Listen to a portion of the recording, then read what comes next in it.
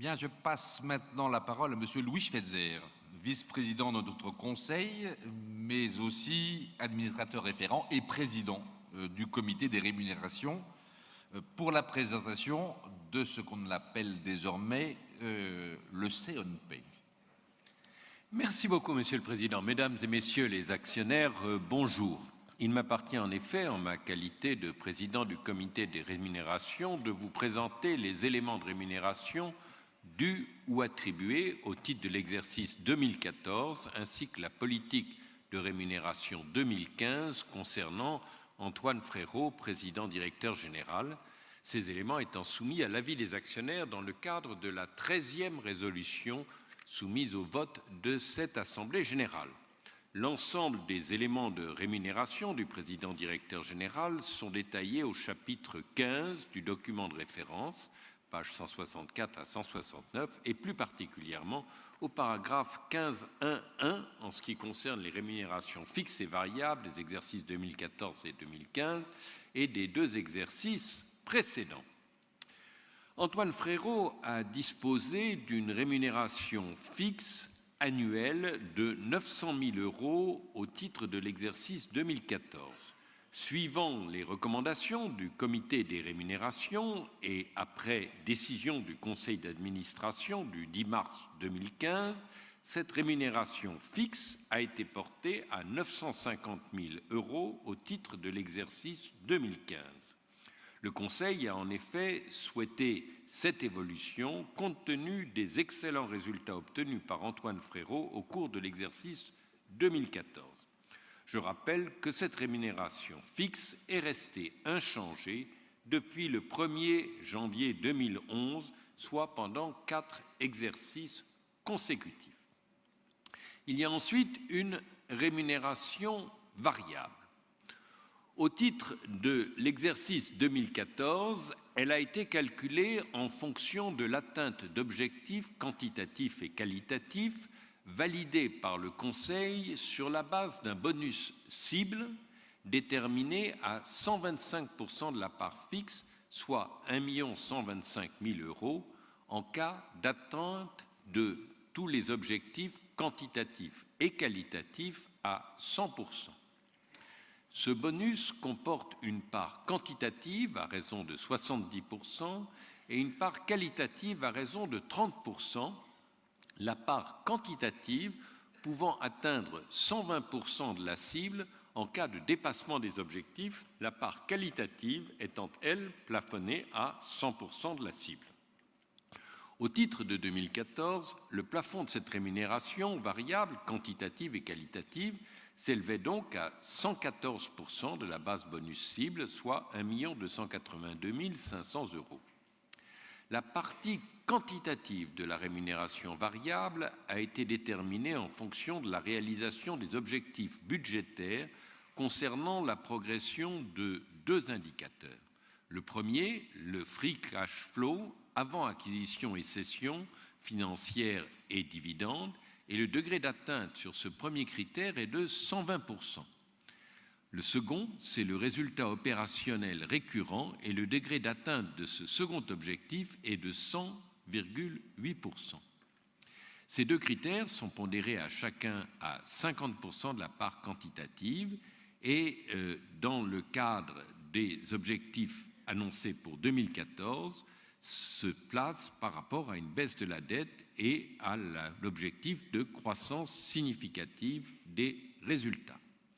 La part quantitative totale due représente de ce fait 110,4% du bonus cible, soit 869 613 € au titre de 2014. La part qualitative a été appréciée au regard de la réalisation du plan de transformation du groupe, d'une part, de la bonne mise en œuvre de la stratégie du groupe, d'autre part. Elle a été fixée à 100% et représente 337 500 € au titre de 2014. Au total, la rémunération variable, quantitative et qualitative due au titre de 2014 est ainsi ressortie à 1 207 113 € et représente un taux global de 107,29% de la cible. Ce montant reste donc inférieur au plafond déterminé pour cet exercice. Au titre de l'année 2015, votre comité des rémunérations a fait des propositions au conseil d'administration en prenant en compte l'application des critères de rémunération variable que je viens de vous exposer, des résultats effectifs atteints en 2014 et des budgets arrêtés par votre conseil pour 2015. Le montant de la base bonus cible de M. Frérot au titre de l'exercice 2015 s'élèvera à 1 187 500 € en cas d'atteinte à 100% des objectifs. La pondération entre la part quantitative et la part qualitative demeure la même et le maximum de la part quantitative reste fixé à 120% de la cible, il reste fixé à 100% pour la part qualitative. Les critères et les modalités de détermination de la part quantitative, de la part qualitative sont cohérents avec le budget et les objectifs 2015 du groupe sur la base d'indicateurs similaires, le free cash flow d'une part, le résultat opérationnel courant d'autre part. Le critère de détermination de la part qualitative de la rémunération variable au titre de l'exercice 2015 sera apprécié en fonction d'une part des performances en matière de réalisation du plan stratégique de transformation du groupe, à raison de 20%, et d'un critère lié à la baisse du taux de fréquence des accidents du travail et donc cohérent avec les objectifs de responsabilité sociétale de Veolia. Au total, le plafond de rémunération de la part variable au titre de l'exercice 2015 s'élèvera à 1 353 750, soit, comme pour 2014, 114% de la rémunération fixe d'Antoine Frérot. Toutefois, après 5 années d'existence de ce dispositif, le comité des rémunérations et le conseil d'administration souhaitent réexaminer la répartition quantitative-qualitative et les critères d'attribution de la part qualitative avant la fin de la présente année pour une mise en œuvre éventuelle au titre de l'exercice 2016. En ce qui concerne les autres éléments de rémunération d'Antoine Frérot, je rappelle d'abord qu'Antoine Frérot ne perçoit pas de jeton de présence en qualité de président du conseil d'administration de Veolia Environnement, ni au titre des mandats qu'il détient dans les sociétés du groupe. Je rappelle en second lieu que depuis sa nomination en qualité de directeur général de la société en 2009, aucune attribution de stock options ou d'actions de performance n'a été réalisée au bénéfice d'Antoine Frérot. Je rappelle en troisième lieu qu'Antoine Frérot n'a bénéficié en 2014 d'aucun versement au titre d'une rémunération variable pluriannuelle et qu'enfin, il n'a bénéficié d'aucune rémunération exceptionnelle en 2014. Antoine Frérot bénéficie en revanche d'un régime collectif de prévoyance et de frais de santé qui est celui en vigueur au sein de la société dans les mêmes conditions que celles applicables à la catégorie des salariés à laquelle il est assimilé pour la fixation des avantages sociaux et autres éléments accessoires de sa rémunération. Et enfin, il bénéficie d'un véhicule de fonction. Eh oui. J'en viens maintenant au Management Incentive Plan sur lequel il vous est également demandé de vous prononcer. Le groupe a mis en place en octobre 2014 un dispositif de rémunération incitative de long terme intitulé Management Incentive Plan, autorisé par le conseil d'administration du 27 août 2014 à destination des 3 principaux dirigeants du groupe, incluant donc Antoine Frérot et les membres du comité exécutif. Ce dispositif est fondé sur une démarche de co-investissement avec un investissement personnel du bénéficiaire en actions de la société pour un montant compris entre un minimum de 5 000 € et un maximum de 3 mois de rémunération brute. Et cet investissement peut donner lieu à l'attribution, sous condition de présence et de performance, d'un bonus en actions complémentaires au terme du plan. Ce bonus est financé par le groupe au travers de l'attribution d'actions autodétenues de la société, donc sans dilution. Le bonus en actions, attribué en 3 tranches, est lié à l'atteinte de critères de performance de l'entreprise, mesurés par la hausse du résultat net récurrent part du groupe par action et par la hausse de l'action par rapport au prix d'acquisition lors de l'investissement initial, constaté à 3 échéances, 2016, 2017 et 2018, après la publication des comptes annuels de votre société. Les gains sont donc cristallisés à chacune de ces échéances, mais ne sont définitivement acquis qu'à l'échéance du plan, en avril 2018, sous réserve à cette date d'une confirmation des conditions de présence du bénéficiaire concerné et de la conservation par celui-ci des actions investies initialement. L'investissement fait par Antoine Frérot, l'investissement personnel qui sert de base à ce plan, fait par Antoine Frérot et les membres du comité exécutif, ne bénéficie d'aucune garantie. Dans le cadre de ce plan, Antoine Frérot a procédé le 22 octobre 2014 à l'acquisition de 24 403 actions de votre société au prix de marché de 13,04 € par action.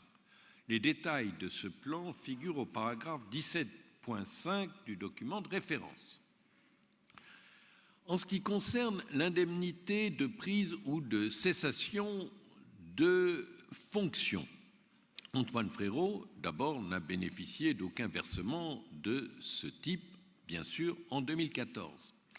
Il dispose d'une indemnité de départ en cas de cessation de ses fonctions de directeur général, applicable uniquement en cas de départ contraint lié à un changement de contrôle ou de stratégie. Les conditions de cette indemnité sont conformes au Code de gouvernement d'entreprise AFEP-MEDEF.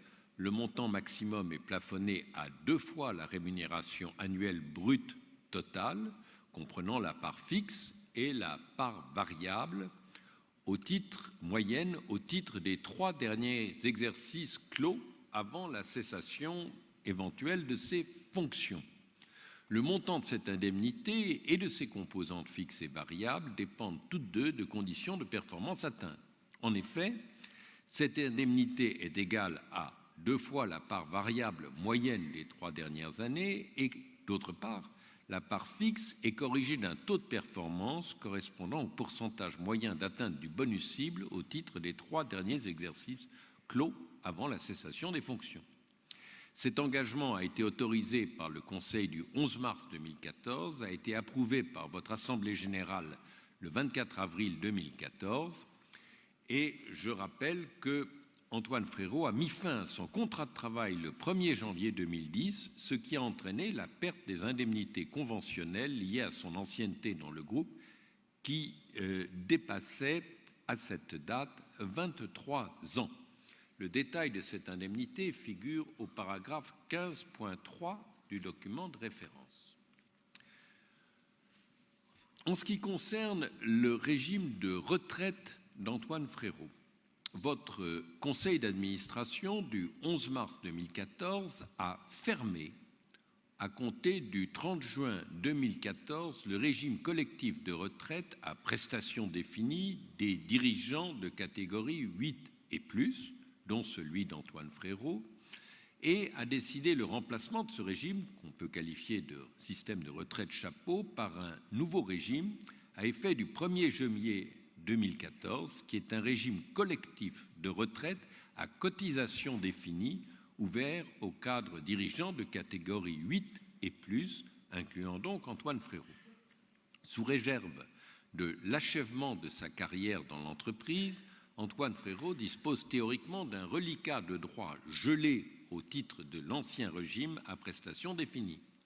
Toutefois, le montant de la rente correspondante est minoré du montant de la rente future servie au titre du nouveau régime que j'ai évoqué tout à l'heure, et donc la rente de cet ancien régime deviendra nulle dès lors que les droits acquis au titre du nouveau régime permettront d'obtenir une rente d'un montant égal ou supérieur.